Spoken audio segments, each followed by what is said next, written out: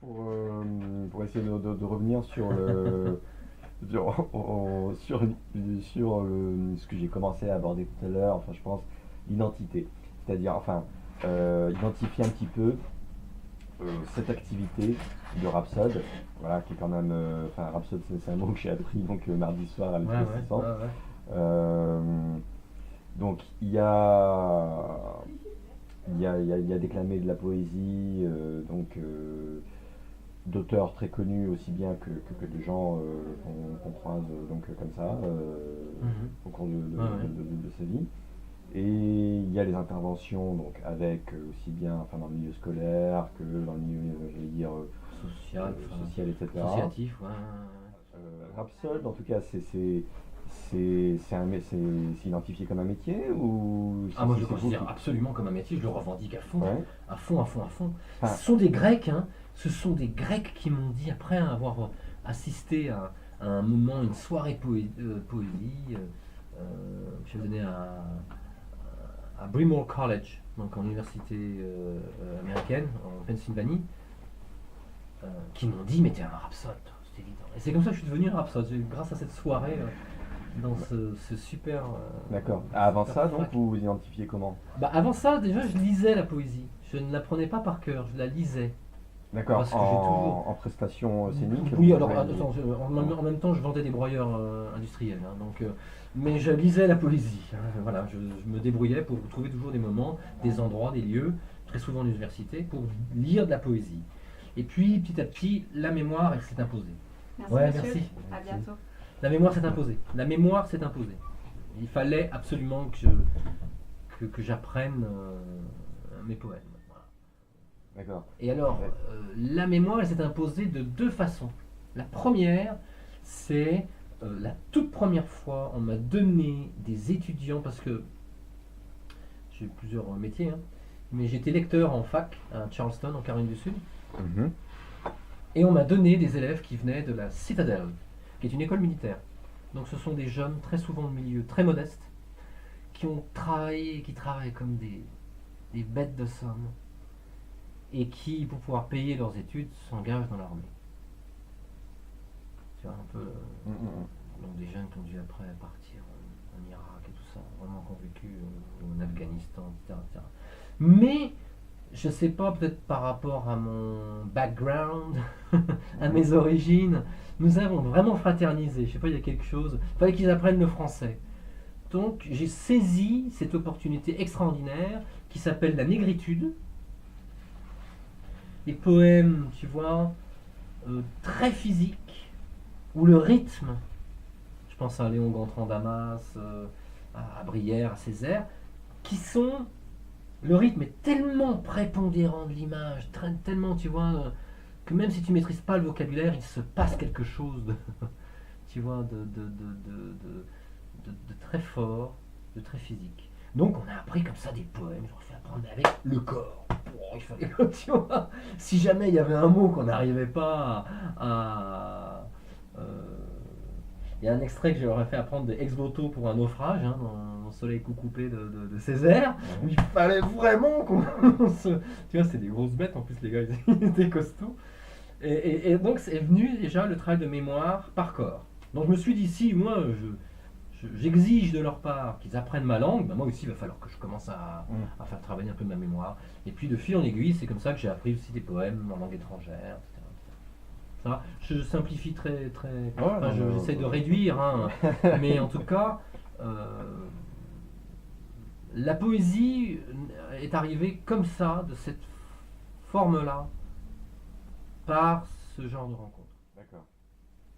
Donc, lecteur, ça c'était après avoir vendu Tu vois, des... je sais pas comment tu vas faire avec ces enregistrements. Ouais. Mais, oui, oui, après la vie n'est pas un long fleuve tranquille, Mhm. c'est pas une espèce de continuité. Euh, oui et non. Parce que, en tout cas, je m'aperçois, tout à l'heure je t'ai dit une chose qui me paraît très, très sensée. C'est, j'accumule plein de choses, tu vois, je découvre plein de choses, j'apprends plein de choses, et tout ça, elles me font peut-être dégager des choses qui font que je touche de plus en plus de personnes. Tu vois, il se passe, je peux être moi-même sur scène. Je suis, d'ailleurs, je suis un rhapsode, mais moi-même aussi avec tout l'amour que j'ai reçu, je l'apporte sur scène. Tu vois. Absolument. Absolument. Ouais. Ah vraiment, tu vois. Waouh. Et alors, ce qui est fantastique, hein, je parle comme de Florent. Florent, c'est un gars qui travaille qui est avec GMD, tu vois, c'est Mia, machin, tout ça. Mais lui, c'est pareil dans sa musique. C'est-à-dire, il a une volonté de, de, de partager, c'est superbe ça. Comment ça s'est passé d'ailleurs cette rencontre avec Flops? Alors là, je raconte l'histoire parce que Ouais. ça aussi, c'est un poème. Il est dans une petite voiture. Qu'est-ce qu'il avait comme petite bagnole, Flops, tu te souviens? Ah oui, C'était quoi? je me rappelle. C'est pas une Fiat? Ouais. Un tout petit truc, parce que Flops, c'est un Minotaure. T'as vu le gars? T'as vu comme il est taillé? C'est un Minotaure dans une petite bagnole. On a une espèce de réunion, un comité, tu vois, de coopérative, Tchoukar. On passe du temps à parler de gestion, d'importance, d'implication dans une coopérative, machin. On passe la journée là-dedans. Et puis, je sais pas, on sympathise parce qu'on trouve qu'on a les mêmes sensibilités, tout ça. Une coopérative Coopérative d'artistes. d'artistes. Ok. Voilà. Mm. Qui est maintenant basé à Fontaine. Et là, je lui demande est-ce que tu peux monter au Murier, au fort du Murier, tu peux me ramener dans le centre-ville, il me ramène dans le centre-ville, tout d'un coup, le ciel s'assombrit, je lui dis un poème, et là, un tonnerre pas possible, la pluie qui tombe, on reste dans la bagnole, tout était bloqué hein, partout, hein, dans Grenoble, et je commence à lui déclamer des poèmes et tout ça. Il me dit toi t'es jazz. Il me dit toi t'es jazz, Ouais. t'as du jazz, t'es vraiment. Oui. Et on a sympathisé comme ça a été vraiment très très fort.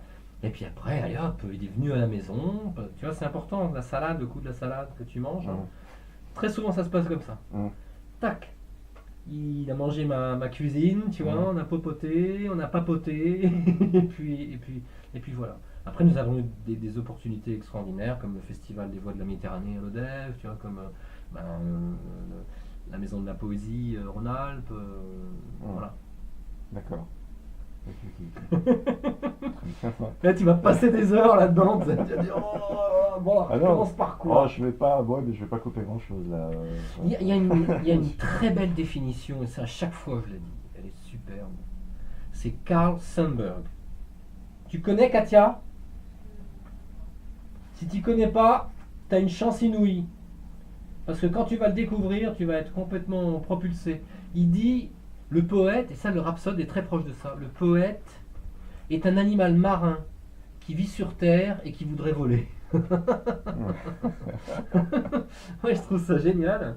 Génial parce que c'est vraiment. Et c'est pas du tout plombant, hein, d'accord? C'est pas du tout dire oh là là, je peux pas, oh là là, je peux pas. Non, non, non, non, non. C'est vraiment. D'accord. C'est un peu la carotte qui nous fait continuer là. Il s'écrit comment, Carl Sandburg? Faut que je le rajoute. Je pense que c'est. Ouh là là, Carl Sandburg. À mon avis, Ok, c'est bon. S-U-N Sandburg. Mais Mais ça, si tu me files ton adresse internet, je t'enverrai. J'ai monté depuis plusieurs années un mini recueil de pensées nourricières. C'est un peu un fourre-tout, sauf que tu as toutes les références. Hein. Mhm. Tu as des textes, boum, boum, boum, boum, boum, boum. Et là, tu comprends pourquoi je suis comme je suis. Mm. Tu as des tas de gens comme Etty, les Soum, comme. Alors là, j'en ai un en anglais et français, un entièrement en français. Pourquoi en anglais et en français? Parce que des personnes qui m'ont beaucoup appris, ce sont des performeurs américains. Je pense à Susan Linklater, je pense à Alan Caprow, tu vois, des gens comme ça qui ont fait vraiment un travail où ils arrivent sur un lieu et voilà. En tant que plasticien, ils font des trucs très rapides, mais très avec qui laissent des traces, quoi, phénoménal. Et après ils s'en vont. Et ça j'aime bien. Tu vois, les gens, ils ont dit le mardi soir, oh c'était trop court votre truc. Eh mais oui, c'était trop court. Mais c'est un peu comme la différence entre aller chez le dentiste ou rester dans les bras de la personne qu'on aime. Les minutes, elles ne passent pas de la même façon. Hein, c'est passé vite parce que c'est toujours comme ça. C'est toujours c'est toujours foudroyant. Il y a quelque chose qui fait que... Waouh. Voilà. Et donc tu pratiques, enfin justement à l'espace 600, tu as parlé d'un, tu te dis que tu avais déclamé comme ça, des poésies au Café de la Gare d'Annecy, je crois. Oui, oui, oui, Euh, oui, oui. Alors, est-ce que je continue à faire ça? Ce qui m'a... je sais pas si... En tout cas, il est évident que je suis dans un transport public où je rencontre quelqu'un, il y a un lien. Oui, j'ai toujours ce besoin. J'ai un besoin, hein, hum, de dire, de passer, de dire quelque chose en poésie, tu vois. De ça, oui, ça c'est... après, n'importe où. Même quand on te dit on va faire un projet, ce projet-là, ça fait des mois qu'on est en train de l'élaborer, tu vas intervenir là maintenant. Et bien même à ce maintenant-là, il y a toujours, et c'est ça qu'il faut se dire, il faut avoir entièrement confiance en la poésie, que même si le poème ça fait 10 milliards de fois que tu vas le dire, parce qu'il y a cet instant qui est vivant, qui est de l'ordre de l'existence, du vécu, de la vie, l'instant, et ben ça va être comme une révolution, quoi. Ça va être, voilà, il faut que ce soit ça. Tu vois. Ça veut dire que je pense que ma démarche, elle est exactement la même que celui qui va être en plein milieu de la foule, qui va scander un poème avec une belle voix, machin, tout ça. Je crois que nous faisons exactement le même métier, d'accord. qui est tu vois, d'amener une graine, d'amener un grain de sable, je sais pas quoi, qui va faire que Mm. le mouvement sera différent. Hum, Voilà. Il y a la dernière création sur laquelle je suis en train vraiment de bosser, là, c'est une fête de l'humain, mais ça s'appelle surtout Jamais plus tu me verras comme tu me voyais. Jamais plus tu me verras comme tu me voyais. Et c'est ça le but. C'est-à-dire, quand tu apportes un poème, quand tu portes des poèmes, c'est pour que les gens aussi tout d'un coup, waouh, ils se voient différemment. Alors, justement, dans l'apport de poèmes, il se choisit comment? Parce que là, la performance, par exemple, enfin, que tu as donnée mardi soir, comment tu constitues tes corpus? Alors, nous n'avions pas de programme vraiment établi, d'accord? Nous avons des poèmes que nous fréquentons depuis un certain temps et qui sont venus comme ça. Nous les avons répétés, nous avons répété plein d'autres poèmes que nous n'avons pas du tout présentés. Mais en tout cas, voilà. Avec C'est-à-dire Flops, je veux que... dire, nous avec Flops. Oui, oui, oui, oui, oui, oui, oui, oui, oui, oui, oui. Voilà, c'est ça qui est génial. C'est qu'avec lui, tu peux te permettre ça parce qu'il est dans une écoute et pendant que tu dis le poème et entre, tu vois. C'est-à-dire qu'il n'y a aucune relâche, hein. Il n'y a aucune relâche, hein. Voilà. Donc, il n'y a pas forcément Nous ne voulons pas travailler sur un programme. Mhm. Alors, du coup, Par exemple, tu vois, tu es sur scène, et ça nous est arrivé à l'ODEV l'an dernier. Aucune technique, les techniciens n'étaient pas là, il n'y a personne. Godin, machin, on connaît pas, ils se démerdent. Bon, vraiment, on va se démerder, quoi. Et là, c'était fantastique, parce que on n'avait pas pu répéter, on n'avait pas pu faire de balance, mais vraiment. Hein. Et ben voilà, alors j'avais mes bouquins, là, tu vois, mes deux recueils, j'avais toute ma mémoire. J'ai dit un poème notamment de Gaston Miron. La déclamation dure 10 minutes à peu près. C'est un poème immense. Mais je l'ai dit comme si tout d'un coup il s'impose dans une espèce de discussion, tu vois. En fait, c'est des dialogues qu'on veut mettre en place, que nous voulons. Il y a une espèce de triangle. Hein. Les gens qui sont là et qui vont automatiquement par leur présence nous inspirer, nous donner, tu vois, des choix à faire.